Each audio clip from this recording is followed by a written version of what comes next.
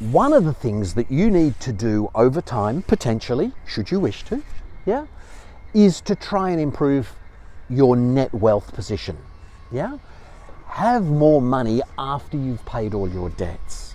And net wealth is usually not inclusive of your residential property whenever you're looking at calculations that are considering towards your retirement. I know you're working now and you're focused on working and you're living in the moment, but at some point in time you're going to retire. Hopefully you're going to have 20 or 30 years, and hopefully 20 or 30 years of wonderful celebration and the money to do what it is that you need to do at that time. Yeah?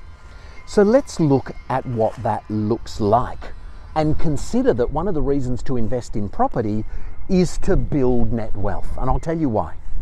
While you're busy earning your money, paying your tax, paying your residential mortgage off, and hoping to get to a stage by the time you retire that you've paid your residential mortgage off, well, my question is this: what else? And you go superannuation. Fantastic. Yeah? Compulsory superannuation. Maybe you even put some additional money into superannuation.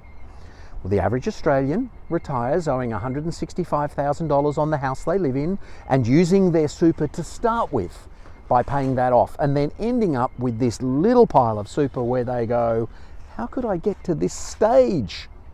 Well, you get to this stage with not enough money, and whatever that nest egg is divided by 14, 15, 18, 20 or 30 years, and you just go, I can't live off that. Thankfully there's a pension and I can't live off that either. Why did I not do something earlier? And that's a wealth creation strategy. Sounds awfully complicated. Let's just look at this house behind us and say that at some point in time before you retire and you're planning, you bought a house like this, you bought a block of land, you build a house on it. You can do it any way you like. That's the most fuel efficient towards creating wealth. We can talk that through and cover off why. But let's say you did that, right? You haven't even paid this off when you retire, but what's happened is you had 4 years of growth, 5 years of growth, 8 years of growth, 12 years, 14 years, whatever it was. During that period of time, the tax deductions you got from that and the money coming from the tenant actually helped pay for this. In fact, it has been paying for this, yeah?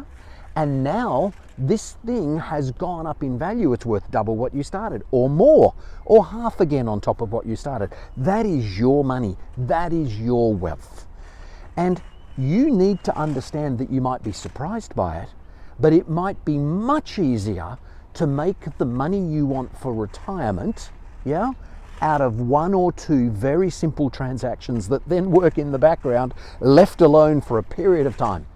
And you may well end up having a lot more retirement fund from one of these, definitely a lot more from two, than in actual fact you would from 40 years of superannuation. So an investment property is a wealth strategy that helps you.